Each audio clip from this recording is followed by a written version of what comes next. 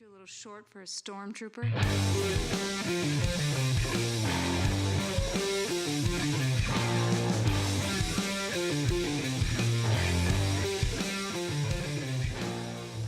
What's up, nerds? Welcome to another spooky episode of the Multiverse Report. We are recapping the week's nerdy news from Haddonfield, Illinois to Camp Crystal Lake to Springwood, Ohio to LV426 to the Bates Motel to a cabin in the woods and everywhere in between.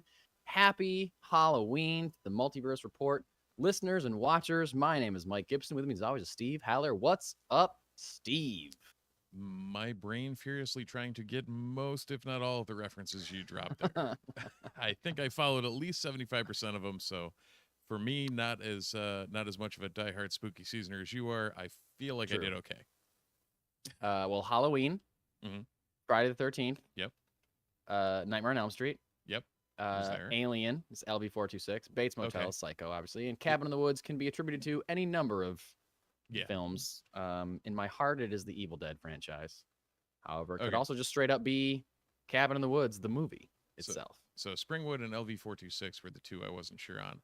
LV426, for some reason in my brain, I was thinking Event Horizon, and I knew it was a sci-fi type reference. I wasn't there. Yeah. So it's also the planet that they land on in the first Alien movie, and the one that they go back to in the second Alien movie. Yeah. Anyway, while we're thinking about it, Event Horizon. Should I go back and rewatch that? Dude, I don't know. I've seen that movie more times than I should have seen it, and it just really creeps me the fuck out. I know. It's sorry for dropping an F-bomb so early in the show, but jeez, it's always the only way to react to that movie. But it's like it actually viscerally hits you, and you're like, yeah. It's like it's hard for me to watch because of the creepiness and like the gore of it, and it's just. If you have not seen it and you enjoy that sort of things, absolutely watch it. However, Sam Neill, that is creepy. But yikes. Yep. So I'm glad we started that out like we have. It's Halloween weekend. Halloween is Tuesday, but this is the weekend that where all the celebrates and parties and all that kind of stuff. Speaking of parties, Steve, you and I did a little bit of partying Friday night at my annual Halloween party, didn't we? Absolutely, and it was quite the successful bash as always. So, if you're watching and wondering why Steve has much less facial hair, it's because of his costume, which was a deep cut '80s reference that I loved with all my heart. Steve, tell the people what it was. Went full blown Thundar the Barbarian from the old Hanna-Barbera cartoon. The Barbarian. Yep. I was originally planning to be Han Solo, and my wife was going to be Princess Leia, and then there was a costume delivery mishap, so we scrambled at the last minute, and I threw together an Ash from Evil Dead costume, made a little cardboard chainsaw for myself, and Steve and I, we got a picture together. I'll be posting that online either tonight or tomorrow, so you can see us in all of our costumed Halloween glory. That was a very well pulled off last minute Ash, by the way. Thanks, man. Yeah. Thanks. I walked in, I'm like, oh, he said he just pulled that off in like 24 hours. Okay, cool. Well, the chainsaw was the hardest thing. I was like, I got a blue button-down shirt that I don't care about that I can cut a sleeve off of. I got khaki pants that I can wear. I just need some strappy things and chainsaw and a cardboard, and I had the right colors of duct tape to just wrap around a cardboard thing and make a chainsaw. Your son happened to have a nice boomstick sitting around, and problem solved. Yeah, he had a nice Nerf boomstick for me to throw in a holster, and worked out. I also, my band, The Action, played a Halloween show last night in which we dressed as the Addams Family, and I was Wednesday. So I think in addition to the picture of Steve and I as Thundar and Ash, I may also include a picture of myself dressed as Wednesday Addams, just for you fine watchers and listeners to check out. I always love, too, at the annual Gibson Halloween Bash, you always get the preview of whatever the band will be performing as the next night, because your brother-in-law will always wear whatever that costume is. Yeah, I don't know what's wrong, but like most grown adults, I have 2 different Halloween costumes every year. Yeah. One for my party, one for my band's show. It's totally I don't know normal. why he only wants to do one. I don't know what's wrong with him. I mean, he's a grown adult. He should have multiple Halloween costumes every year, right? That's what all grown adults do. Absolutely. So anyway, yes, happy spooky season to all, and to all a good night. Moving into legitimate, I guess, the word legitimate can be debated, but some legitimate nerdy news. First of all, business out of the way. This episode, like all episodes, sponsored by Funky Town Comics and Vinyl in Camillus, New York. This is the first week in a long time, because I was so busy planning for my party, I was not able to go to Funky Town Comics for the first time in a long time. This is a week that I was unable to go to a comic book store, and I felt it. Feel it in my heart, Steve. Yeah. Felt it real bad. But nonetheless, they still sponsor this podcast, and we appreciate them for it. So check them out. Well, I had a big week at Funky Town, so. Oh, you did? I can't wait to hear about it when we get to the comics section for sure. We'll be talking some Marvel stuff tonight. We'll be talking a very tiny bit of DC stuff tonight. We'll be talking some Star Wars stuff tonight. Also doing comic reviews, as we do every week. Starting things off, as we have done every week for the last several weeks. Talking about Strike Watch. We are hearing rumors that we are nearing the end of the Screen Actors Guild strike. Rumors are saying that SAG and the studios are nearing a deal. No announcement has been made yet. However, it is being reported that if a deal is not reached by November 1st, which is this coming Wednesday, if there's no deal in place by November 1st, then the 23-24 television slate, broadcast network television slate, is pretty much dead on arrival and over before it starts, done before it even begins. And that we will likely see mass cancellations of other shows, whether those be shows that are on broadcast television or shows that are exclusive to streaming services. Similar to what happened during the pandemic, shows got canceled just because studios didn't want to keep paying crews and actors and things to hold for filming. So they're going to release the contracts to save money, cancel shows to save money. So I'm sure there's a bunch of shows out there that just kind of barely avoided cancellation or were renewed because they didn't have anything else to replace them with, content to replace them with or whatever. So those shows probably going to go, as well as the entirety, like I said, the entirety of the 23-24 broadcast television slate. So that means pretty much a year of nothing but reality TV and reruns. Yay. So things people don't think about for the strike stuff include, like, yes, the actors and the writers were on strike, but there's a lot of other things that go into these productions, and those guys are all still under contract and not breaching contract by striking. So the studios still have to pay them as long as those shows are on the books. So that's there's ramifications, and I mean, I think let's put it this way. I don't think we're sorry for the studios at all. However, I would be very sorry for the rest of those production crews if a lot of these things started to get shut down officially. Yeah. Yes, for sure. For sure. As for me personally, I think I've said this before, I'm not as big of a TV guy as I am a movie guy, especially lately.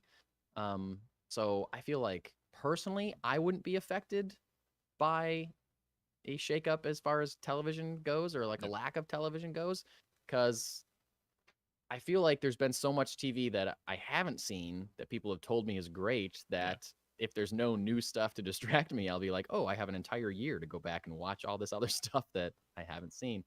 But Steve, do you think it would be a big effect on your TV watching schedule if there was no new season of whatever to come out? Like, my TV watching schedule is literally if there's a new nerd show or if something is good enough that my wife is like, you need to sit down and watch this with me. Yeah. That's the extent of my TV. So, short answer, no. It's not unless something is, enough in the cultural zeitgeist that I hear about it and need to watch it, or I get a recommendation from someone. It's not, I don't watch. I'm much more of a, I would rather read or consume, I'm playing through Spider-Man 2. Oh, you started it already? Oh, I'm almost done with it. Wow. Is it great? It's phenomenal. Oh man. Like it lives up to the Insomniac Spider-Man Ooh, franchise. okay. Um, Okay. at first, it was slightly disjoining for me because we just came off of Spider-Man and Miles Morales, Mm-hmm. and like you had a Peter Parker game and you had a Miles Morales game, Yeah. and Now it's in this both, one, right? like when you first start, through the whole thing, you're switching between the two Spider-Men, Right. and you can opt to do it consciously, like whoever you feel like playing for whatever Oh. reason, like Oh, that's cool. if you want to do Peter missions or you want to do Miles missions or whatever. But the Awesome. story does force you down certain, like, Sure. you have to use Peter for this, you have to use Miles for this. And there was a Sure. point where it was like I would get going in the Peter story and then it would switch to the Miles story, and I'm like, but I want to finish this game before I Yeah. play this game. Or I'd be like, Yeah. like Right. the Miles story would get awesome, and I'm like, yeah, we're gonna get some non-resolution. All right, we'll see it Yeah. in about Yeah. a couple hours. But yeah, overall, like, absolute knocked it out of the park again.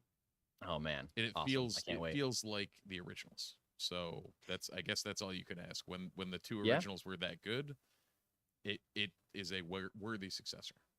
Awesome, man. I can't wait. I'm probably gonna ask for it for Christmas, so it's probably gonna be until early in the new year before I'm really diving in to play it. But I can't wait.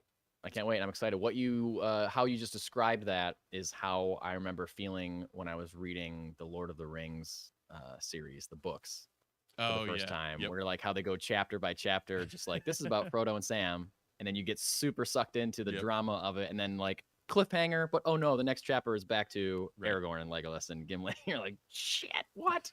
And then the same thing by the end of that chapter, you're really invested in what's happening there, and then back to Frodo and Sam. You're like, what? Right, and then Come in the middle on. of the two towers, you're like, for some reason, I'm with a bunch of trees and Pippin and Merry, and I don't know what the hell's going on. Yeah, They're high as a kite, smoking the pipe weed. Yeah, and exactly. Shit's Yeah. weird. Exactly. Yep. All right. Well, that's exciting to hear.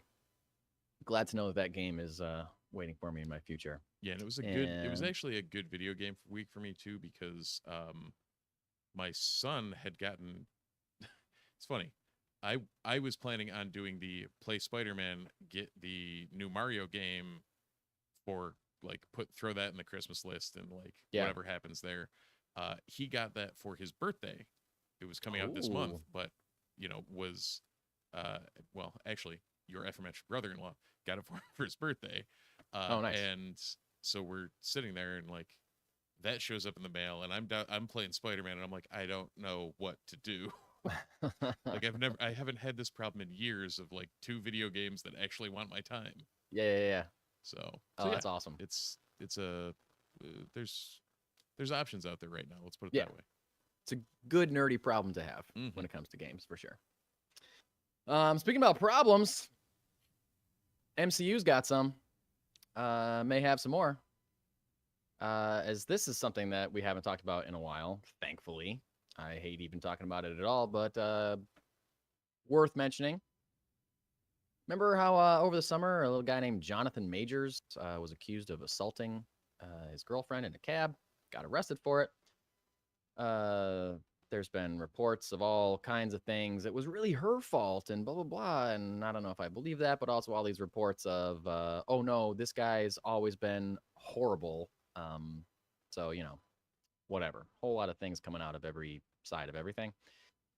But must be some kind of credence to what's going on here, because apparently this week a judge denied Majors and his team. There was a motion to dismiss the trial based on whatever evidence they thought they had. The judge has denied that motion, so it will go to trial, and the trial will begin on November 29th.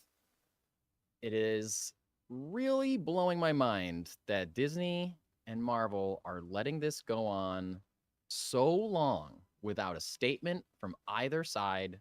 No statement from Marvel, no statement from Disney regarding any of this entire mess. They're letting it go to trial before they make any kind of decision. It's shocking to me that Disney, a company that fired James Gunn for some bullshit story of tweets that were 10 years old and he had already apologized for, like reactionary Disney has not gotten rid of this guy yet. And at this point, it seems like they're waiting for the results of the trial, which seems, again, just a shock to me that they would even want to be associated with someone that's going to have this hanging over his head for really the remainder of his career. Like, people aren't going to forget that this happened. Right. So it's shocking to me. And I know they invested a lot in this character that he's playing. And I've heard that he's a big part of at least one episode of Loki season 2 that I still haven't watched yet. But it's just wild to me that they are still, like, whether he's guilty or not, the fact that he's involved in all of this just seems like they would have cut ties months ago. And yet here we are, nothing. And he's going to trial. He might be convicted of assault. And they're going to wait till that happens before they cut him loose. Like, yeah. I don't know. It's just really surprising to me. Really surprising to me. I mean,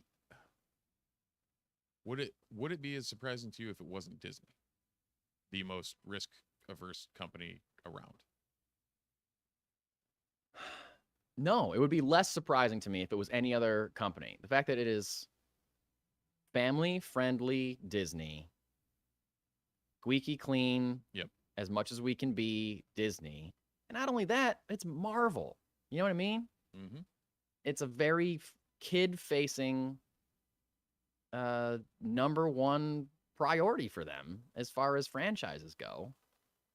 And they've got a guy who's on trial for assault that is, a lead in one movie and a recurring character in 2 of their shows.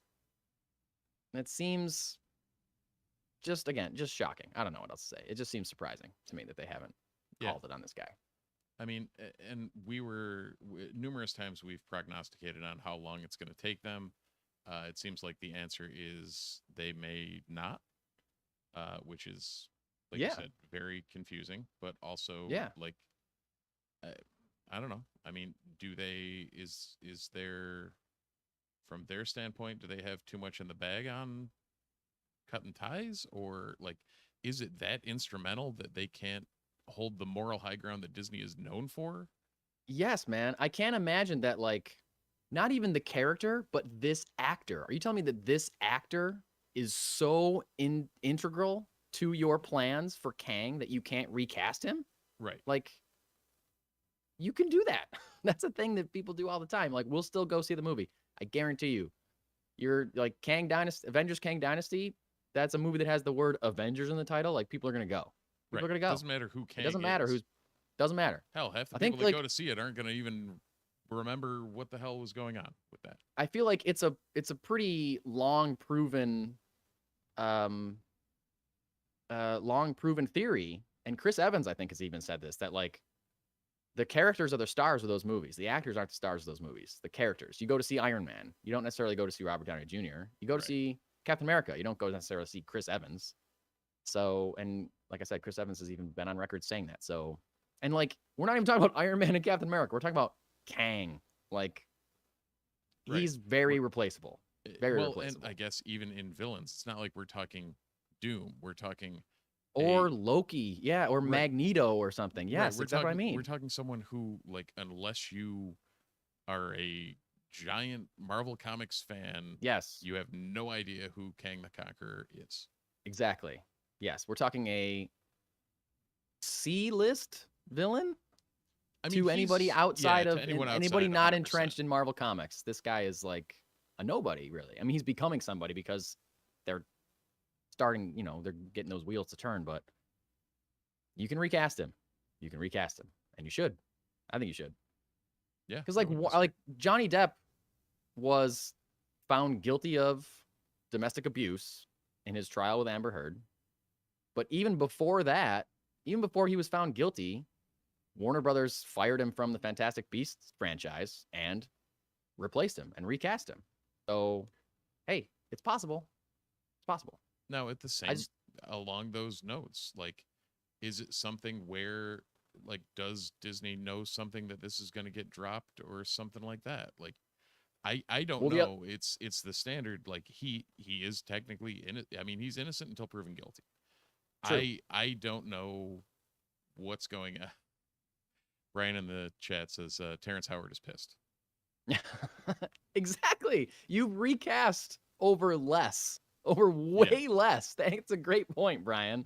Like they've recasted the Hulk and War Machine, Rhodey, and I think there's somebody else that I'm thinking of, but I mean, a less minor character. But like those are two pretty big characters. I would say bigger than Kang Red is Skull. to the MCU.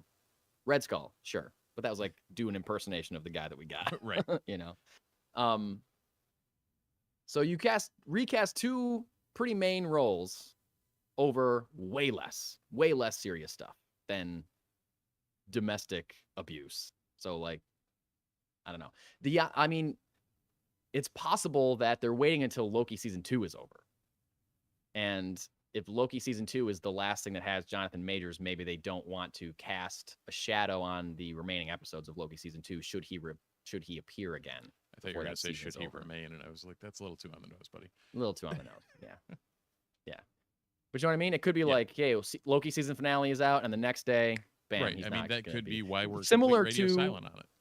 Exactly. Similar to Warner Brothers and Ezra Miller. Like, we're not going to say anything until the movie comes out because we want people to see the movie. Right.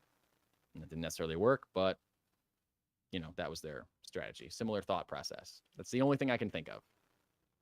Only thing I can think. Yeah. Anyway, let's stop talking about that, please. And talk about something that I find very cool, very exciting, very interesting. Was it last week or 2 weeks ago we talked about Daredevil Born Again being rebooted? I don't remember. My last week was very busy. It seems like 2 weeks have passed in the last week, so I don't remember. It was one of those weeks. One of those weeks. During the strike, Kevin Feige and other people at Marvel had a chance to review the footage they had seen that had shot for Daredevil Born Again and realized that it wasn't working and needed an approach or wanted a new approach.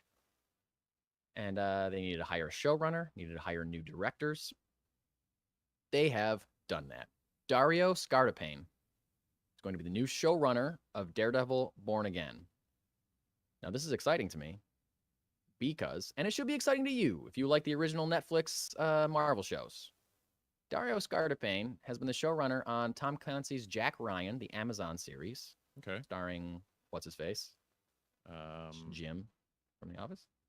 What's that guy's name? Yeah. Literally can only think of Jim Halpert is the only name. I was right there until you said Jim from The Office. We're not moving on until we remember his name. Krasinski? John Krasinski, Yep, yes. there we go.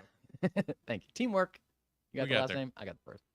Anyway, he show ran the Jack Ryan series, and he was also the showrunner of Brian Netflix's... just picked this up in the chat.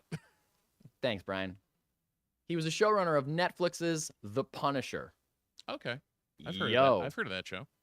Okay, so we're going back. We're getting a guy who didn't do the Netflix Daredevil show, but he did the Netflix Punisher show. And that show was brutal and also was a spin-off of the Daredevil show.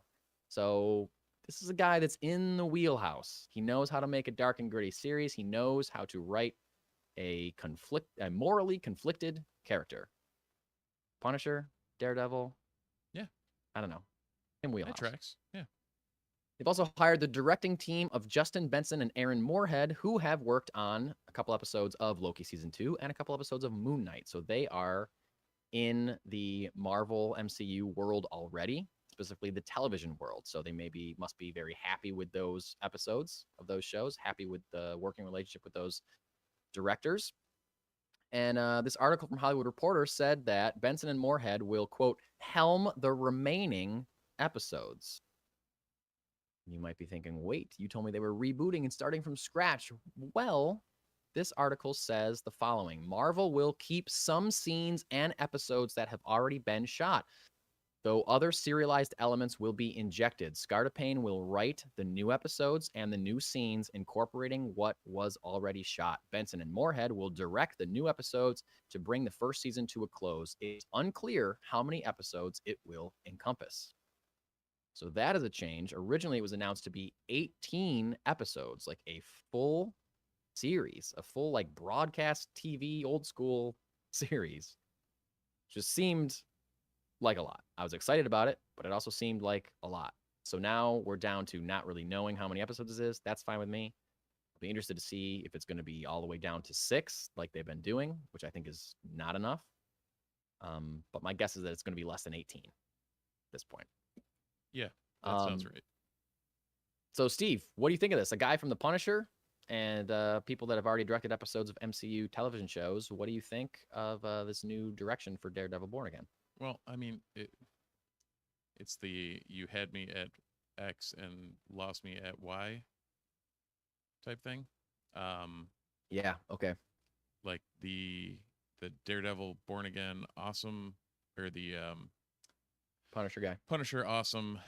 You know, we talked a lot about some of the problems we had with Moon Knight and some of the issues that occurred with that show. And I mean, I think ultimately it's going to work out, but also like there's definitely some conundrums here as to what's going on. So yeah. I don't know that my problems with Moon Knight were necessarily director related though, like direction. Fair. It was more like, I would say it was more writing. Yeah. All right. Because I don't necessarily think they stuck the landing. You know, because we loved Oscar Isaac's performance. Yeah. In that series. He was great. And I think the way that he was directed and shot in that series helped showcase that. Yeah. So yeah, I'd agree with you there. Again, I don't know what 2 episodes of Moon Knight these guys did, but I feel like the failings of Moon Knight were probably less about director and more about writing in general. So I think it's interesting that they're going to keep. I mean, it makes sense because they want to save money. Like if they already shot some cool fight scenes or something, then you can just write a different intro to those fight scenes or whatever, you know, and have those. You don't have to reshoot those things, but I hope that, because they're talking about how the tone of part of the reason they rebooted it was that the tone really wasn't what they wanted. It was more of like a legal courtroom drama, and it wasn't as gritty as the Netflix show. And now it seems like they want to pivot back to something closer to the Netflix show, so much so that they're hiring someone who directed one of those Netflix shows, the darkest and grittiest and most violent of those Netflix shows, to be exact. So it doesn't get any darker or grittier than what they did with that. So 100%. I agree with you. But the only, I guess, worry that I have is that will they be able to seamlessly combine things that have already been shot under different writers and different directors with this new gritty, darker approach that they're taking. Right.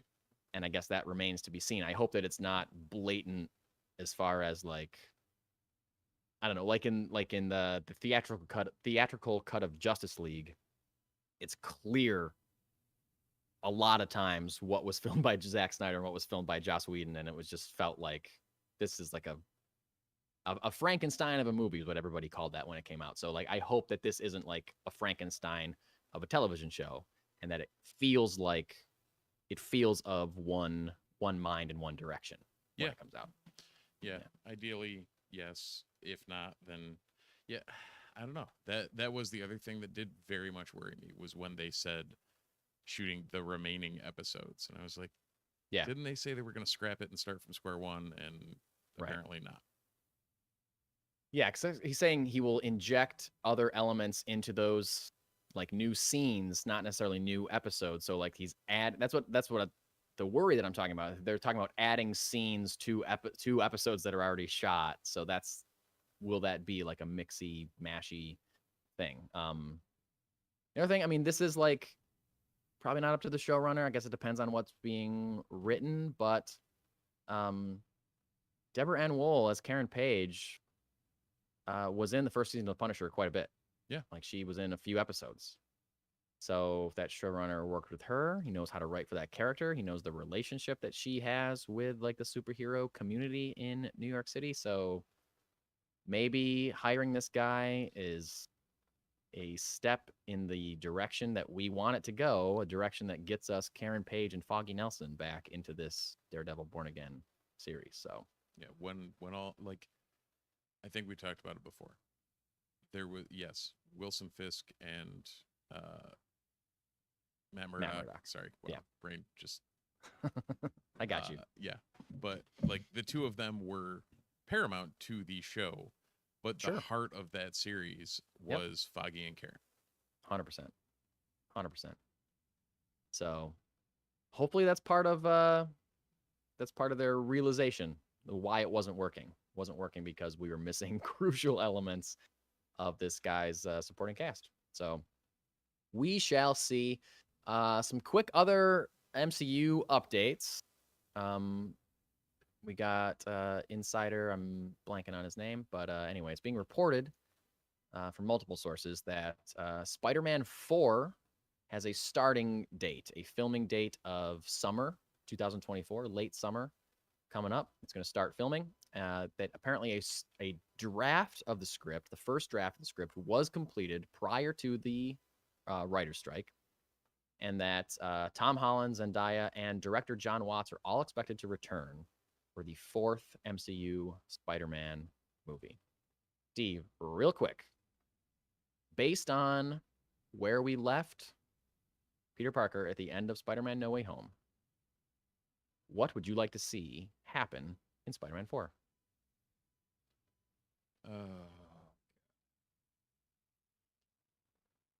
I don't know. I mean, leaving it where it was. Spidey's a thing. Nobody knows. Venom's teased. Do we get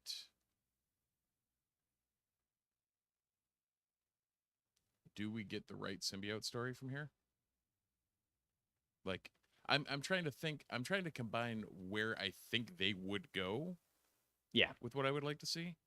Right. And like, they're going to want to bring Venom into this.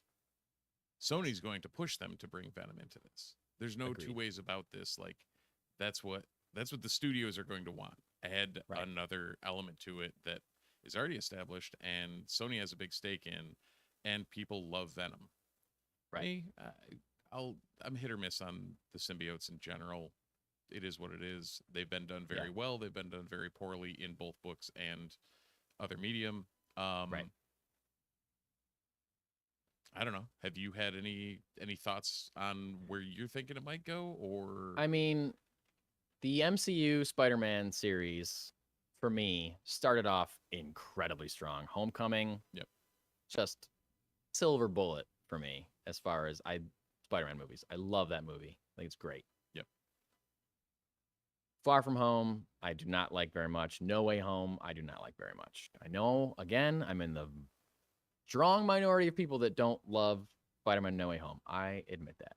No, I mean, we've also had the discussion of, like, me, who did enjoy Spider-Man No Way Home, upon rewatch was like, maybe I don't. Like, it's a little too sweaty for me. Yeah, it's there's definitely problems with things. But I was very excited about where he was left at the end of Spider-Man No Way Home. He's just got like a suit without a bunch of Tony Stark technology in it. He's doing it on his own. No one knows who he is. He's just living on his own, figuring out how to be Spider-Man like it's Peter Parker. Right. Punching up.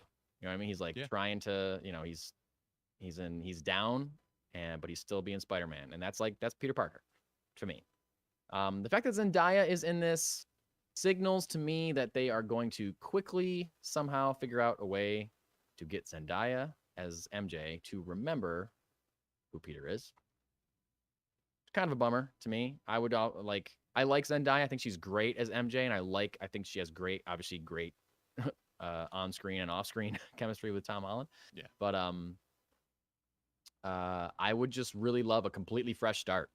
I would like Tom Holland, just give me a Kraven movie or a Lizard movie, some other just give me a Spider-Man movie where he's just trying to stop one villain. And I don't need it to connect to the MCU. I don't need it to lead into symbiote stuff. I don't need it to connect to Secret Wars, but whatever. Part of me thinks, yes, because they did tease that little drop of symbiote stuff at the end of Spider-Man No Way Home, that's the way they're going to go. Yeah. But also, part of me thinks they want to save that for Secret Wars because that's where it happens in the original storyline. Yeah. But then why tease that symbiote at the end of No Way Home? I don't know. Well, we did talk about how often they've had, teasers at the end where they're not connected they don't to follow up for with years. yes. So right. you know, maybe that is the direction they take. But at the same time, I mean, you've got this that's in production now, probably looking at what, a 26 date on it. True. I mean, because there's no date. They haven't announced a date for this. This was not part of the Phase 6 announcement at Comic-Con 2 years ago. So, I mean, who knows when this is going to come out. Well, I mean, maybe they take it back to, like, maybe that is where, like, they want to do that in Secret Wars, and maybe Spider-Man 4 is much more of a friendly neighborhood Spider-Man. I would love that so much. 100%. That's exactly what I want it to be, but I don't think they're going to do that. Well, I guess part of the other hard issue with that, and where they have Spider-Man right now, is you don't have the May anchor either. Right. Yeah. So he's completely untethered. Right. So it's outside of, spoilers for a 5-year-old video game, outside of that, there's no other medium we know of that there's no tether to either May or Ben or any of that. Like, yeah. So, yeah. I mean, I would love, again, as much as I love Zendaya, I would love to give her a break and give me like a flirtatious romance with Felicia Hardy. Give me some Black Cat, or give me some Gwen, introduce Gwen in a way that makes sense somehow, I mean, I would like something completely Black Cat different, would work great for a friendly neighborhood too. Yeah. Like, I know. It's the dynamics different, but the same for the Peter and Black Cat and Bruce and Catwoman, and like, for sure. Like, there's plenty of analogs, there's plenty of differences, but like they're both viable. Like, we've seen on the big screen that the Bruce and Catwoman thing can work. Might as well go, like, bring someone in as Felicia and give it a go. Because they can have like a slightly antagonistic relationship. Maybe she's working for the bigger bad or whatever, but then has a crisis of confidence or morality and realizes that what she's doing is wrong, so ends up teaming up with Spider-Man. Like, they could easily do that. Dude, bring in a Tombstone story. Yeah, man. That'd be that'd be great. Yeah. I would love just like ultra boots on the ground. Yeah. Yeah, man. Yep. That's what I want, and I guarantee you they're not going to do 100% that. 100% no. But we'll see. That's the thing. Nobody knows Spider-Man. Bring the stakes down. He's going to have to build rapport with the Avengers and all that again. Yes. Bring it down and then build it back up. They do it in the books all the time. I agree. As long as they don't. As long as there's no one more day, we're fine. Yeah. Well, I feel like this at the end of No Way Home was kind of their version of One More Day, because now no one knows who he is. So wild. The other short update we got is that Thor 5 apparently is officially in development, but looking for a new director. This was I saw this story reported by John Roca and Jeff Snyder on the Hot Mic podcast. They're saying that despite Taika Waititi expressing interest in returning for another Thor movie, Marvel and Disney may be moving in another direction and going grittier, like a grittier Thor 5, and moving away from the comedic, silly tone of the previous 2 installments. I can see that working. I can see that being well received, because we've never gotten really like a straight up, like a dark and gritty Thor movie. There have been elements of that along his journey, whether it be in Avengers movies or in like solo movies, but there was some Christian Bale was pretty hardcore in Thor Love and Thunder, but that was pretty much the only hardcore thing about that. Like, there's definitely room for like different to the rest of the tone of the movie, which also didn't work. And Christian Bale was acting as if he was in a different movie. Christian Bale was in the Nolan trilogy still, and he heard superhero movie and he's like, "Oh, I know how to do this." And then I know how to do that. Wait, no, very different superhero movie. Yeah, Christian Bale was in dark and gritty Thor 5, and everyone else was in light and jokey, silly Thor 4. Maybe that's it. Maybe everybody was in Ragnarok, he was in Thor 5 and we're gonna meet in the middle Right. somewhere. Yeah. Yeah. Like that was the stepping stone. Yeah. I would like that. I think there's room for that. Like there's room for certainly some, because like Thor movies, the tone is always like slightly lighter. I guess like the Dark World, maybe they tried to go a little bit grittier and it didn't really work. But it's also like Marvel and Disney, so you never really know what they're going to be allowed to do. Yeah. You know, if this was like Warner Brothers, then we'd get like a pretty hard edge PG-13 Thor movie. Like the rumors of like the Wonder Woman being like more, you know, badass, merciless warrior kind of thing. Same thing could be done with Thor easily, but I don't know if they really have the ability to do that in a family-friendly setting. So, but it's officially in development, and you know what? Chris Hemsworth being, you know, kind of the last one standing, other than I guess Mark Ruffalo is Hulk, but like there's no real, he's not going to get a standalone movie because Right, there's Universal no still ability for co-owns him the right. to. Yeah, so as far as solo Which- movies go, Chris Hemsworth as Thor is like the last original Avenger that's around. I've also never So- understood that. Like, it's got to be something with the deal of why Universal like won't let them do a Hulk movie. Like, it's got to be something about the revenue sharing or whatnot. Is it Universal or is it Paramount? Might be. I don't remember. I can't remember. Whoever. I don't remember which studio it is. I Whoever think owns the rights, like, Yeah. there has to be some weird something because there's no Well- reason, like Sony, they wouldn't want to just cash in on Right. a free movie, effectively. Well, no, I don't think it's Paramount that's saying no. I think it's Disney that doesn't want to share the profits with Paramount. I think Paramount Ah. would be like, hell yeah, let's make a Hulk movie Right. so we can make some money. Well, and there might be Um, like a timing tick out on the deal or something where. Yeah. Yeah. I think Disney and Marvel know that Spider-Man is a big enough character where it's worth making that co-distribution deal Yeah. with Sony. Whereas Hulk works just fine as a sidekick or as a member of a team. So they don't have to. They can still have their MCU and they don't have to give him a solo movie. Right. And Spidey works great as a sidekick and whatever, but also has enough panache as that solo character. that- Exactly. Yeah. I get you. So that's my thought. So, gotta wonder how much longer Chris Hemsworth is going to be sticking around as Thor. He's the only Um, one that's been like, yeah, I'm going to do this until they stop paying me. He Yeah, literally came out and 'cause- said that. It's like, Yeah. they're going to keep handing me money. I'll stay in shape and keep making these movies. I mean, he has said that he would like to go in a different direction for Thor 5. So maybe that's Yeah, maybe he- that's maybe what's he's getting him part to- of the exactly. Maybe that's part of the reason that they're going in looking for a different director, because Hemsworth doesn't want to just be like goofy, silly Thor anymore. Especially since he went through an entire journey in the two Avengers movies that I felt like should have left him in a different place than where we found him in Thor: Love and Thunder. But it's just me.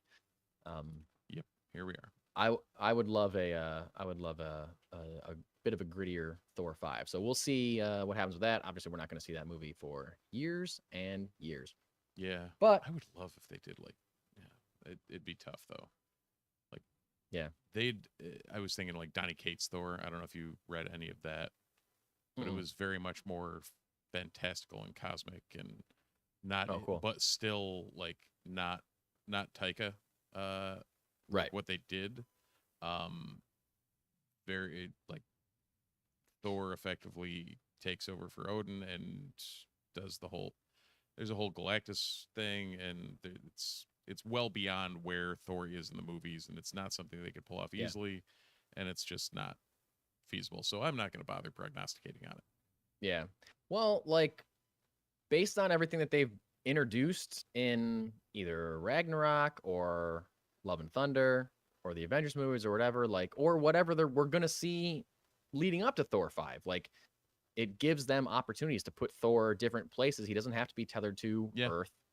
He can do that cosmic stuff, and maybe Thor 5 doesn't come out until after Fantastic Four, and we get some of that weird Galactus stuff. You know what I mean? Like you were talking about. So Yeah. like, who knows what they could do by the time Thor 5 is ready to come out?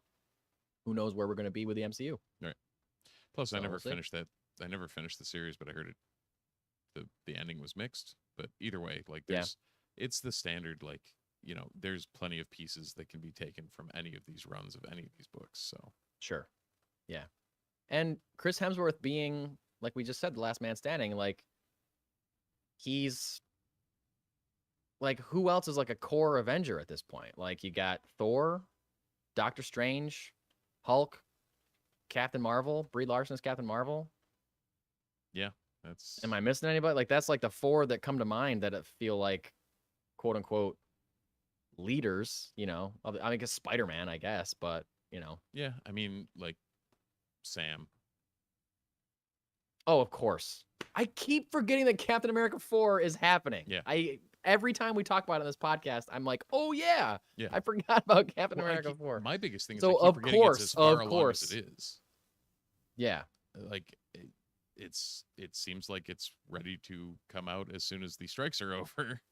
Yeah. But Yeah. yeah. So yeah, of course, the new Captain America will be part of that for sure. White Vision. But it's like Sam as a character isn't necessarily proven as Captain America yet. We really saw him as Captain America in one episode of that series. Right.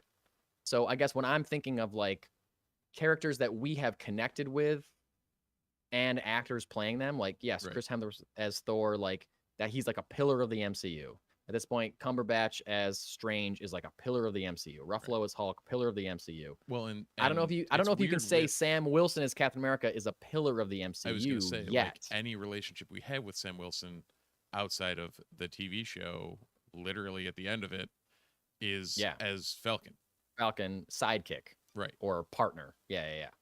So I feel like Captain America 4 has to kind of cement him as a pillar of the MCU. and then 100% he's cornerstone for the Avengers. Yeah, exactly. All right. Speaking of movies that we're not going to see for a while, Aquaman and the Lost Kingdom has been delayed. More rumors of trouble for Aquaman and the Lost Kingdom. It got delayed not one, but by 2 whole days. It's not a big deal. There's no trouble. It's just 2 days. No big deal. It got delayed from Wednesday, December 20th to Friday, December 22nd. Which actually works out well for me because the 20th is my Oh, yeah? mom's birthday. So it was going to be very tough to make it to that. That's right. I forgot about that. Yep.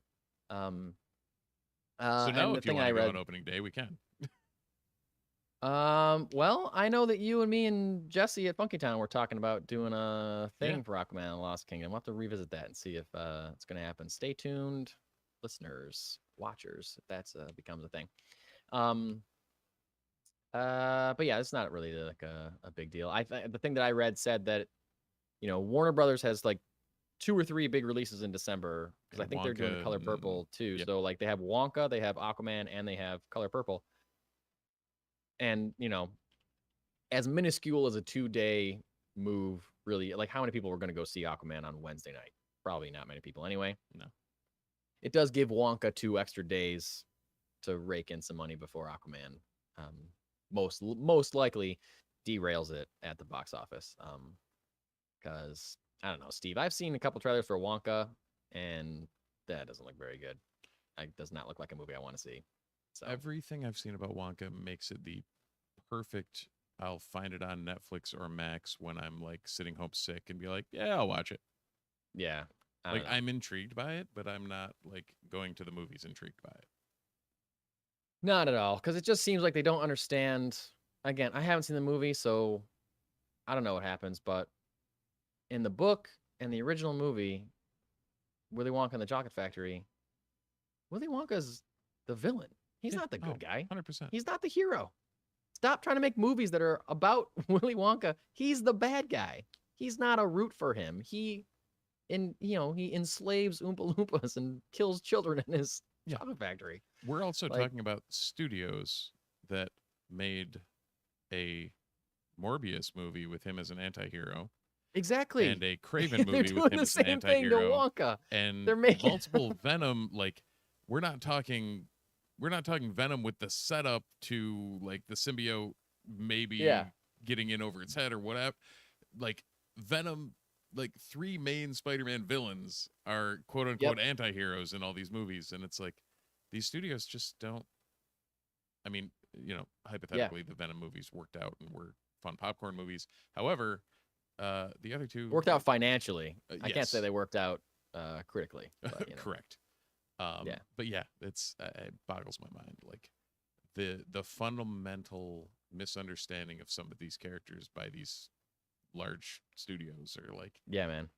I get, you see Wonka and you want to find a way to make a buck off it, but Mm-hmm. Yeah. And Timothy Chalamet is like, okay, I'll cash paycheck. It's fine. Yeah.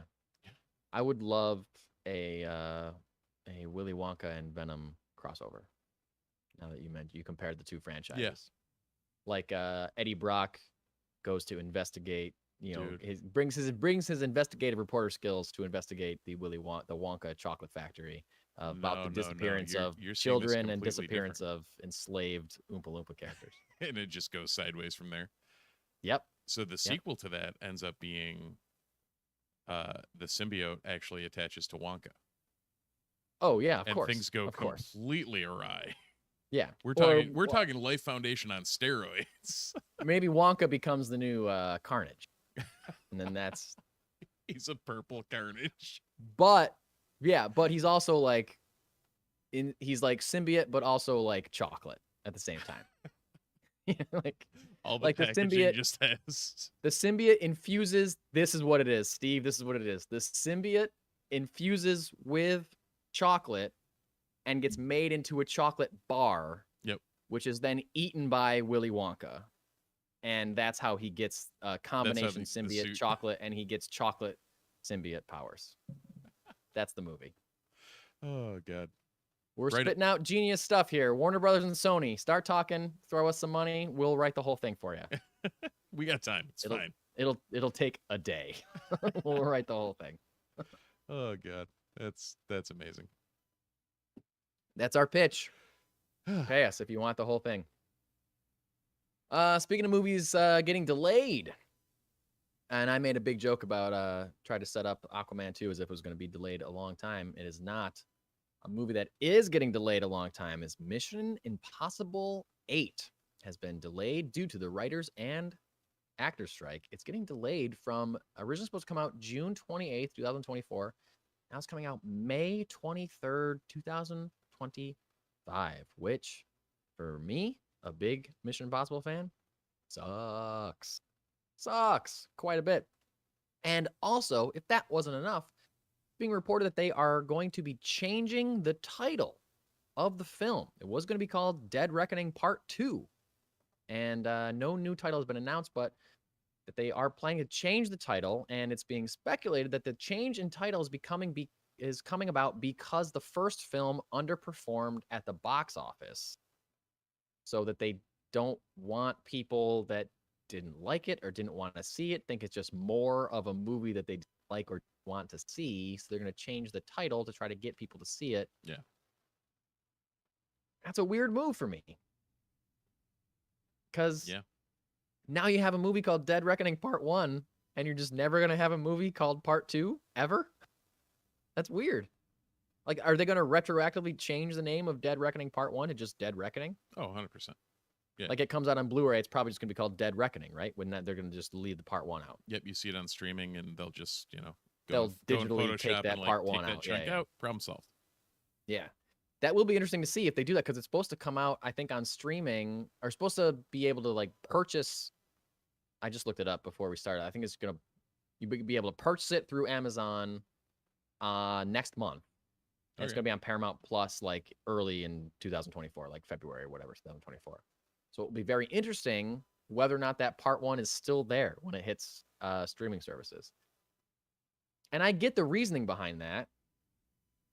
But I don't know. I don't think the quality of the movie is why people didn't go see it. I think people didn't go see it because it was a completely packed summer, and it came out, a week before Oppenheimer and Barbie, and like a week after some other big blockbuster like Indiana Jones or something. I don't remember. Like, there was like, it came out in a crowded summer. Yeah. If it had come out in the fall or had come out in late August or something, like I think it would have hit huge. But It came out in a crowded summer of a lot of similar, yeah, not similar movies, but like Venn a lot of diagram underperforming. overlaps of people that want to see that movie are going to see these other movies. Right. Yeah. And I really want to see Mission Impossible, but I'm definitely doing the Barbenheimer meme next Right. week. So and I'm I got to gonna catch wait and Indy do when that that. comes out. So do I hit this or that or like, And I there's just saw Guardians 3 weeks ago, so I don't know. I don't want to spend all my money. Like, I don't want to crowded spend my summer. entire summer in the movie theater and Yeah. And it's weird that they didn't wait until it came out digitally to make this announcement or like to leak this news, because it could easily explode on digital. Yeah. Like there could be, the ratings could go through the roof. People could buy it like crazy. People could stream it like crazy when it hits Paramount Plus. Like, the numbers could go way up. So, I don't know. Maybe they won't change the name eventually, but I guess we'll see. We shall see. And I'm bummed that I have to wait a whole nother year for the sequel to that movie. It's a bummer. But, but as much as a bummer it is, I'm glad that writers and actors are going to be getting paid more of what they deserve. So, yeah. In the long run, worth it. The chat noted that going back to our prior conversation, maybe a symbiote attached to Charlie's grandpa, and that's how his lazy ass got out of that.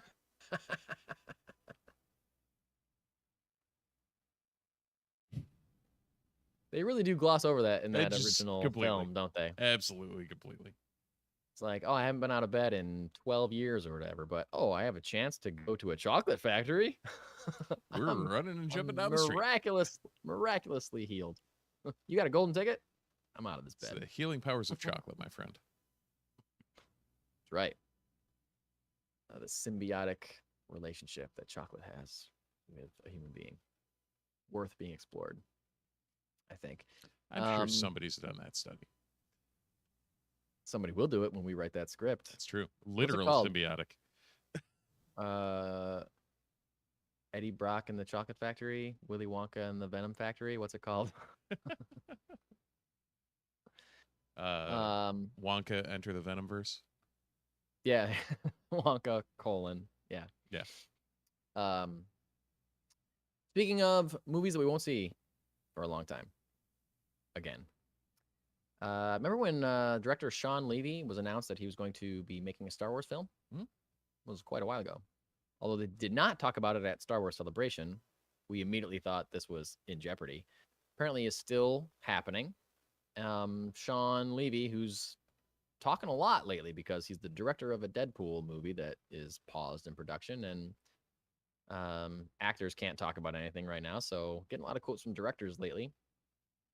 Shawn Levy was asked about his Star Wars project and more or less said that he was asked to make it his own, which is something that a lot of Star Wars fans don't think has been happening at Lucasfilm lately. When you go back and you think about the behind-the-scenes troubles on movies like Rogue One, Solo, Rise of Skywalker, directors being fired, directors being replaced, directors being hired and then let go before a script is even turned in or before cameras even start rolling. Like a lot of turnover at Lucasfilm.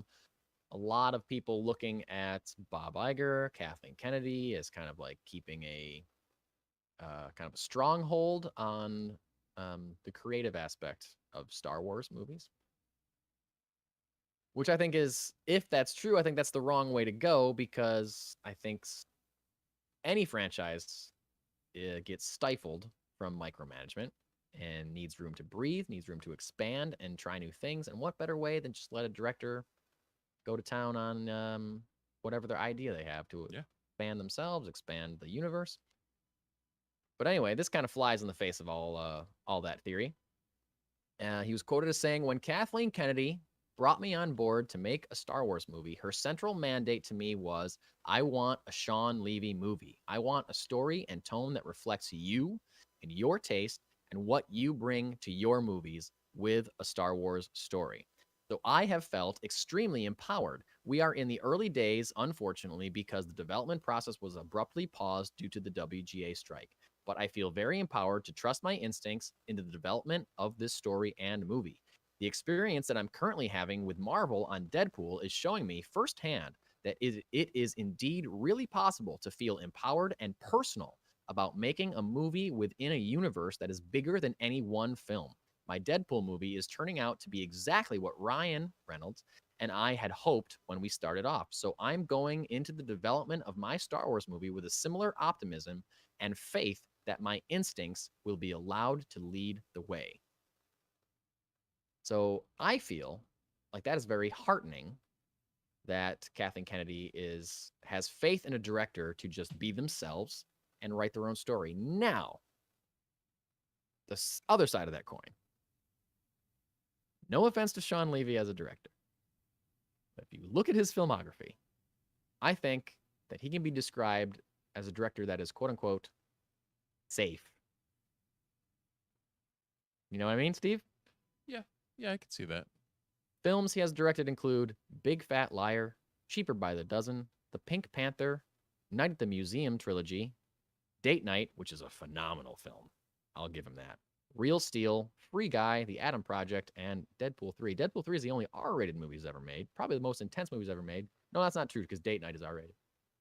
But He was a producer on Stranger Things too. that is correct, yes. Yeah. And he's directed episodes of Stranger Things. So I think that part of the reason Kathleen Kennedy is so adamant about getting a Shawn Levy movie is that she knows that Shawn Levy is a pretty safe director. And he's not going to pull any weird David Lynch things or David Cronenberg Right. weirdness. Or, I mean, to be fair, Ryan Johnson, who you knew going into hiring Ryan Johnson what you were getting. Right. But they also, remember, they loved everything about The Last Jedi until the fans were split on it. Until 50% of the fans hated it. Yeah. They were all in. They gave him a trilogy. They Yeah. loved him so much. Fair enough.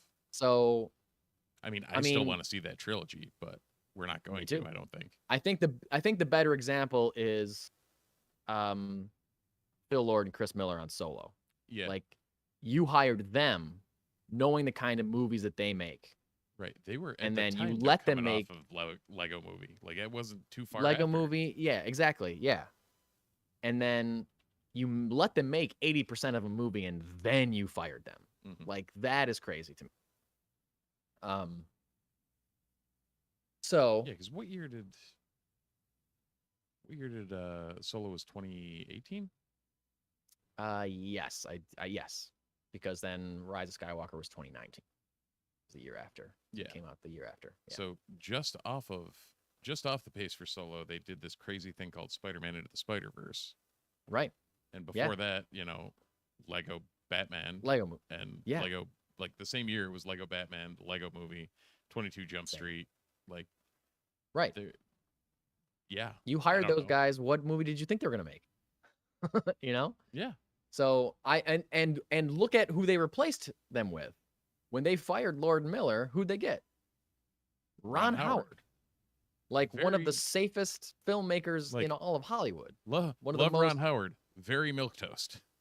Yeah, exactly. I think he's a great director too. And I love Solo. I love that movie. The resulting movie we got, I think, is great.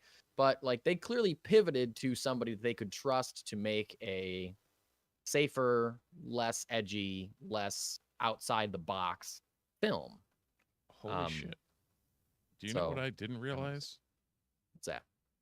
Lord and Miller were just about they were creators, showrunners, writers, producers on Clone High. I did not know that. I didn't either. And that's amazing. Oh, wow. Because I loved Clone High. Oh, yeah? Oh, yeah. Good. That was Nice. a deep cut from back in the day that most of our listeners probably have no idea about. Yeah, I'm only very vaguely familiar with it. I don't think I ever saw it, but it was hilarious. Yeah. Awesome. Have you ever seen Game Night, Steve? I have not. I highly recommend that movie. Yeah. It is hilarious. It's basically like a mixture. It's like a romantic comedy version of like David Fincher's The Game. You ever seen The Game? I think so. Yeah, where Michael Douglas doesn't know if it's really happening Yeah. or not. Like that's that kind of thing where there's like a bunch of couples at a game night and someone's like doing this like extra reality thing, like you don't know, and then like shit starts happening and they think it's part of a game for a long time Until it's not. until it's not. Yeah. And it's really, really, really funny and like incredibly well executed. Like it's more of like an action comedy, Okay. but there's a little bit of like romance. Like I can't Bateman really and recommend it McAdams enough. It's too. great. That seems like a solid. Oh, Rachel McAdams. She's incredible in it. She's so funny. Jesse Plemons, Yeah.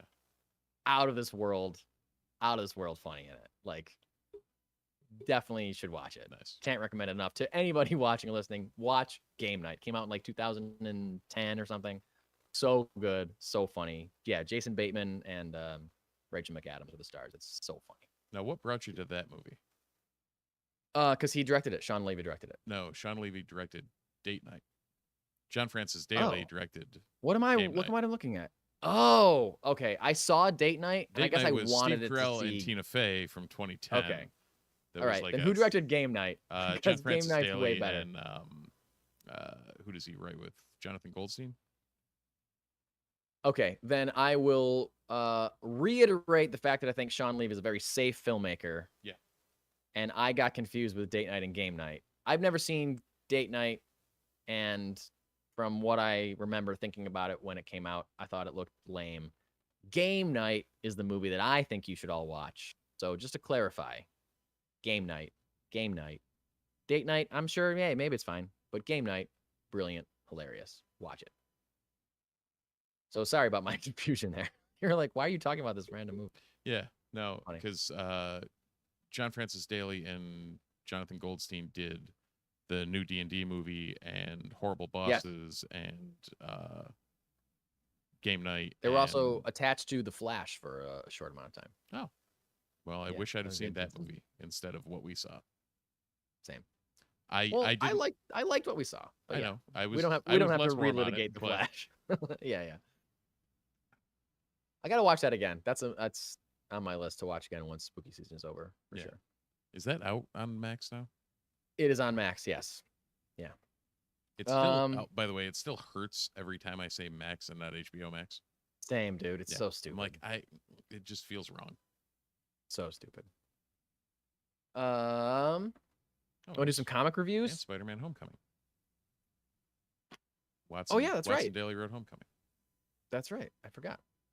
Which I Yeah, guess they know their stuff. that would be your favorite Spider-Man movie of the new trilogy. So there you go. Correct. Anyway, Game Night, not Date Night. Hashtag Game Night, not Date Night. I'm gonna review a comic, Steve. Are you? I'm gonna too. Yeah, I am. Again, since I was not able to make it to Funky Town Comics and vinyl this week, this is not a new book necessarily. I got this a week or two ago. It's a book from Dark Horse called The Midnight Show. As you can see, I picked it because of spooky season. Just based on the cover alone, you can tell that it involves a variety of monsters, classic and otherwise. This is a book by Cullen Bunn, written by Cullen Bunn, with art by Brian Hurt, colors by Bill Crabtree, and letters by Jim Campbell. It is a cool story if you are into spooky movies, horror movies of any kind, specifically like maybe like the original Universal horror movies, Dracula, Frankenstein, Mummy, Creature from Black Lagoon, that kind of stuff. It is about a film director, or the legend of a film director named Basil Saxon, who directed a lot of old horror movies in like the 50s, like old-timey kind of horror movies, black and white stuff, and disappeared during the filming of his last film that was never completed. And they thought the footage was lost for a long time, and that it would never, it was like a fabled lost film. And now in the modern times, it has been found and is being shown for the first time in a small town. I believe the director, small town, maybe, if I'm reading it right. Nice. Small town of Cedar Bluffs. And while the movie is being shown, when it gets to whatever scene of whatever monster, that monster manifests in reality and starts haunting and or murdering people as it sees fit. So there's these cool segments of, once the movie starts, you get these cool, like 1 or 2 page mini horror stories where it shows the scene in the movie, and then you turn, and then it's a scene in reality of like, oh, in the movie, they're discovering the mummy's tomb. And in reality, this mummy is showing up in a video store and killing these teenagers. And like this, just like, you don't realize it at first. You're kind of like, wait, what is this in the movie, or is this really happening? And it's kind of like kind of jumping back and forth. It's really cool. Sets it up as an ongoing tale. I'm not sure if the second one is out already, because it says on sale November 1st will be the issue, second issue. So coming out this week. Should be Midnight Show number 2. It's from Dark Horse Comics. It was really fun if you're into that kind of thing. Certainly a great read if you're in the mood for something spooky for Halloween, or just after spooky season has ended. It was cool. I like the art quite a bit. Brian Hurt is really kind of crushing it. And it's a good mix. He's kind of like invoking. There's like a cool like werewolf killing there for the Washers. Yeah. He's kind of invoking like a old Universal monster gothicness, but also setting it in a modern time, modern trapping. So really cool. Midnight Show from Dark Horse Comics. Issue 2 comes out this week. This Wednesday, November 1st. Check it out. Perfect. That's what I got. What do you got, Steve? I have Edenwood from Image. Okay. Cool. Edenwood? Eden Maybe. or Eden? I don't know. Okay. I was reading it as Edenwood. It may be Edenwood. All right. Tony Daniel. I'd assume you know him. Oh, sure do. So art and story by Tony Daniel.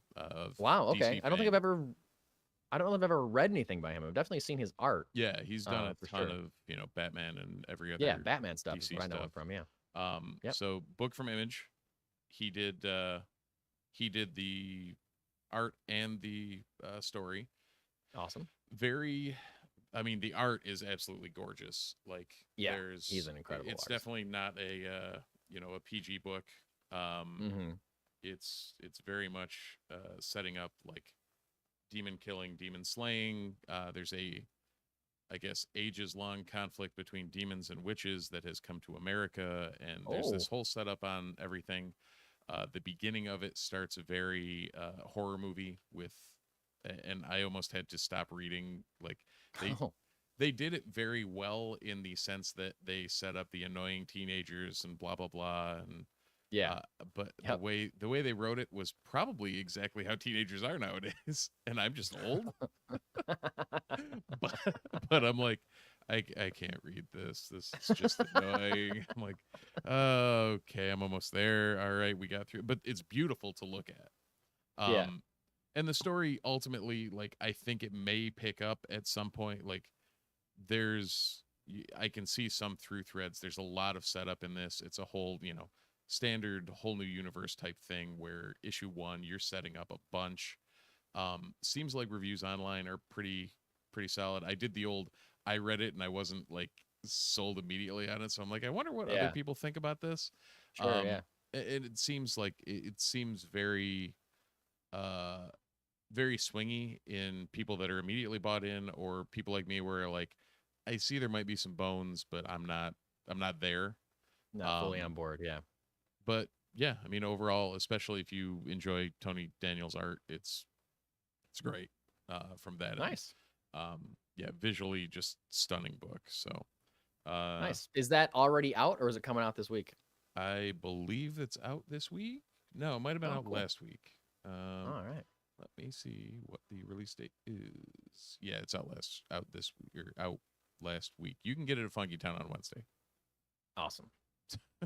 I was like, I don't know how to convey this, but hell, they open on Wednesday anyways. So no matter what, it's going to be in store. It's there. Yeah.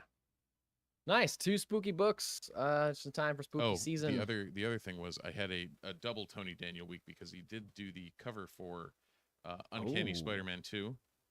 Oh, that's a dope cover. which I would highly recommend for anyone who likes Kurt Wagner or Peter Parker. It's a great little combo, or at least number one is I haven't read two yet, but Nightcrawler working as a Spider-Man, Yeah, because I've why heard not? that's good. So Why not? Why not? he seems like of any of the X-Men, like someone that he could do Spidey things. Oh, for sure. Yeah, he can already like climb up walls and stuff. Yeah. So, perfect. Doesn't need to swing. He just bamfs. Bamfs. Yeah. Cool. This week in your local comic book store, you can also find Aquaman and the Lost Kingdom special #1. I don't know. I think this is a kind of a boneheaded move. Like they probably should have delayed this book for 2 days so it can really line up with the release of Aquaman 2. Anyway, Bravo. Aquaman and the Lost Kingdom special #1, Avengers #7, Batman, Catwoman, Gotham War, Scorched Earth #1. I think that's a one shot into that. It goes in along with that Gotham War storyline. Buffy, the Last Vampire Slayer #4, Doctor Strange #9, Gargoyles, Dark Ages I forgot to write it down. Godzilla, Here There Be Monsters #5, Grim Fairy Tales #77, Heat Seeker Gun Honey #4. It's Jeff, the Jeffverse #1. I believe that is about Jeff the land shark. Yes, it Adorable is. creature from Marvel universe. Yeah. King Spawn #27, Magneto #4, Masters of the Universe, Forge of Destiny #3, My Little Pony #18, My Little Pony Camp Big Hoof #4, Night of the Living Dead, Kin #2, Return of Superman 30th Anniversary Special #1. They did a Death of Superman 30th Anniversary Special a few months ago. This is the Return 30th Anniversary Special. Also got Savage Red Sonja #1, Scarlet Witch #10, Spider-Boy #1, Star Wars #40, Star Wars Hyperspace Stories #10, Stranger Things Voyage #1, Supergirl Special #1, Ultimate Universe #1, Vampirella Dead Flowers #2, Venom #27, White Widow #1, and X-Men #28. Big week starting off November. Huge in your local comic book store. Steve, anything's on your pull list? I know you're doing X-Men stuff, or you're looking forward to picking up anything, reading anything. I'm still in Diving X into until anything. the Ultimate stuff drops. Till the end. I'm torn, like when that all happens, because of like the way these Ultimate books look. I don't know if you've seen anything that came out this week on them. No. So coming out of Ultimate Invasion, for anyone who missed our last episode, they're relaunching the Marvel Ultimate Universe with Ultimate X-Men, Ultimate Spider-Man, and Ultimate or Black Panther, which all three of those titles are going to be amazing. The Spider-Man, Hickman basically dropped that it's going to be Spidey and MJ and their kids. Yeah, I saw that, man. I'm really happy about that. So, yeah. And there's a lot of people that are going to be happy about that, because a lot of people have been complaining that Marvel just can't let Peter and MJ stay together despite so many people wanting that to happen. So now we're finally getting at least an ultimate version of them as adults, having a relationship, being married, having kids. Yes, please. That's all we want. That's what we want. We want an evolution of a character and not just have them being stagnant with wheels spinning. And it's Hickman and Chichetto, so the art's going to be great, and the writing is going to be Hickman. So take that as you will, because I know people are either all in or all out on Hickman. It's a very polarizing thing. I'm usually all in. And then Peach Momoko, like, doing X-Men stuff. Like, okay. I know. That's cool. So I'm pretty sure my Fall of X sub is going to stop at one point. I may keep a couple of the books running, but shift to the Ultimates, because it just seems cool. Yeah, I agree. I don't know if there's anything that I'm really pulling this week. Honestly, the Aquaman Lost Kingdom special kind of is intriguing to me, just to kind of see, I don't know where that's going to go. Return to Superman. It's interesting to me as well, if we get like kind of revisiting of those comics from my youth. The four that replaced him before he came back. Well, I'm not sure what it's about, but I know. Interesting to me for sure. But I am definitely going to spend this week catching up on books that I haven't read for the last couple of weeks because of my spooky season escapades. Now that is drawing to a close, I'll have more free time to read non-spooky stuff. So I'll be diving back into a bunch of stuff, including Birds of Prey #2 that I still haven't read. I'm very excited about that because I love #1 so much. But speaking of comic books and Halloween, I should have said this up top, but I'm saying it now, that Funky Town Comics is doing another partnering with a Solvay Public Library, for those of you that are in the Syracuse area, on Halloween night, before you go trick-or-treating, or during or after, whatever, kids can get a free comic book and free candy from Funky Town Comics at the Solvay Public Library, starting at 4 p.m. and going until ? We're going to be there for a long time, probably until they run out of books or run out of candy or run out of kids that care. So if you want to do some trick-or-treating and also get a comic book for your kids, you can check out Solvay Public Library and say hi to Funky Town Comics while they're there, again, starting at 4 o'clock in the afternoon.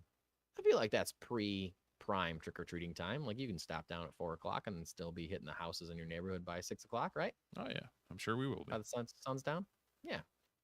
So make sure to check that out. Steve, do you have any specific Devil's Night and or Halloween plans coming up in the next 2 nights here? No, I'm going to walk around with a Ninja Turtle and see what happens. No, there you go. There you go.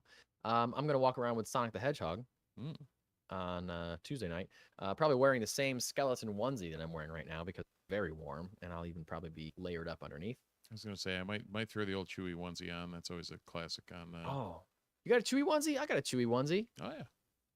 We should hang out next to in-person recording that we do. We should just be both wearing Chewy. Just doing Chewy onesies. Yeah, or May the 4th. Whatever we do with May the 4th. There you go. Just Chewy onesies. And I will also say that I'm very excited that tomorrow I'm going with a friend of mine to see the original 1978 Halloween at a local theater here. And I love that movie. I've watched it a million times. I've never seen it in a big screen, so pumped to be going to see it tomorrow night on the big screen. So, yeah. And then after trick-or-treating, I will be putting my son to bed and then watching Evil Dead 2 at least, and probably something else, because that has been my go-to Halloween night movie for the last many years. There you go. It's what I do. Yeah. So I'm excited. I don't have one of those. You don't have a go-to? No, my son did see the Nightmare Before Christmas for the first time this week. Oh, what did he think? He absolutely loved it, and I was like, "That's Oh, good great. because it's a Christmas movie, so we can watch it again in a couple months." That's right. That's right. I showed it to my son for the second time. He remembered some of it, and he thought it was okay. Okay. I was kind of let down. He was like, "No, it was okay. It was kind of boring." I was like, "What? It's so good." Okay, fine. What was it? Where were we? We went to where were we this weekend? What did I do? Who am I? You came to my house for a party. I don't know what else you did other than that. Can't remember where we were on Saturday, but we were somewhere, and all of a sudden, we were up at we took him. Long story. We took him to Great Escape with his cousins for for his uncle's birthday. That was cool. His uncle's birthday request was to take all the kids to Great Escape, and we're like, dope. Okay, that's awesome. Yeah. So we went up. Thankfully, it was sunny and 70 instead of today, which was rainy and 40. Yeah, geez, yeah. So we ended up going up there, and they had their Halloween thing going on, and cool. All of a sudden, This Is Halloween comes on, and he's like, "That's from Nightmare Before Christmas." It was like excited as all get out. I'm like, "Oh, that's all right, awesome. We're good." That's awesome. And he also told me that next year the house needs to be spookier. I said, "Oh, okay." I said, "Well, let me tell you something. Next year we'll bring you over to Sammy's this week." Yeah, that's true. Yeah. I showed my son. We watched about half. We ran out of time, but in the last couple of days, we watched half of the Universal classic Abbott and Costello Meet Frankenstein. Oh, that's which is great. Yeah, Yep. It is a great, because I think I mentioned recently on the podcast that I rewatched the original Frankenstein, thinking like, oh, is this okay to like show my son? And I was just like, no, this is too much. It's still too intense for like a little I think, I don't know, I could be wrong. But Abbott and Costello, just like the tone is just slightly just comedic enough that like he could get it. But there's still like some legitimate suspense in that movie, especially for a kid who's never seen anything like that. Yeah. There's a whole scene where like Costello's walking around somebody's apartment and the Wolfman is in there, and like, you know, he turns just out of the way as the Wolfman pounces on him. And, you know, for my son who's just turned 7, like that's like true suspense for him. Yeah. So he's just like, whoa, he's like really invested in. He What's keeps turning to me going going, Ah. yeah. He at one point he went, whoa, and he turned to me and my wife and goes, guys, this movie's really good. We're like, yeah, buddy, yeah, glad you like it. Yeah. That's good that in. toes that line between like suspense and like, I don't know. I found with my 6-year-old that it's very much like any sort of tension. Like at least with the Abbott and Costello stuff, there's the release that's funny. Yeah, and like you can tell, like the projected tone is one of like, I don't believe that Lou Costello is going to get torn apart by a Wolfman right now. Like on some level, I think he understands that he's gonna be okay, but there's still a little bit of like suspense and like anxiety between like, oh no, he's in there, you know, like, which is what you want. Like that's the feeling you want. You want the tension and the suspense with the knowledge that you are going to be okay. You know, like that's like, you know, the whole reason that people like horror movies is like, I'm safe in my house, but I'm watching horrible things happen. And that's like, you know, it's that you get to feel those emotions without actually being in danger. You know, that's like why people like horror movies. So like to be able to find a movie that works that way on a 7-year-old is great. So he was happy. I was happy. Hopefully we'll be able to finish it maybe after trick-or-treating. Nice. On Tuesday. We'll see. So, but Steve, I think that's all I got. You got anything else? No, I'd say if you've got the option, feel free to check us out on your podcatcher of choice or here on YouTube weekly at 8 o'clock, 9 o'clock, 9:30, 9:45. We'll get there eventually. One of those times. Usually, you know, we say 9:30. Usually it's about 9:40. So feel free to swing by. Pop into the chat. I know, you know, last couple of weeks we've had some nice interaction. It's been always great. excited for that. Feel free to leave us a review on your podcatcher of choice. Apple Podcasts, ideally, if you drop a 5-star review, we'll read it on the podcast and we sure will. To you next week. Any of the socials, the Multiverse Report, we're there. Use the Google, whatever. Yeah, you can find us. Yeah, if you go to themultiverse.com, there's a link tree that'll direct you to any of those, and that's about all I got. Yeah. All right. Well, it's all you got. It's all I got too. So until next time, thanks for witching. Fitting. Wow. It's fitting, but I didn't even mean to say that. Thanks for witching. Thanks for I can't think of a second one. I was gonna say vampiring. It doesn't make sense. Close enough. Thanks for. Never mind. Thanks for watching. Never mind. We'll see you next week. I'm abandoning it, and we'll see you in the multiverse.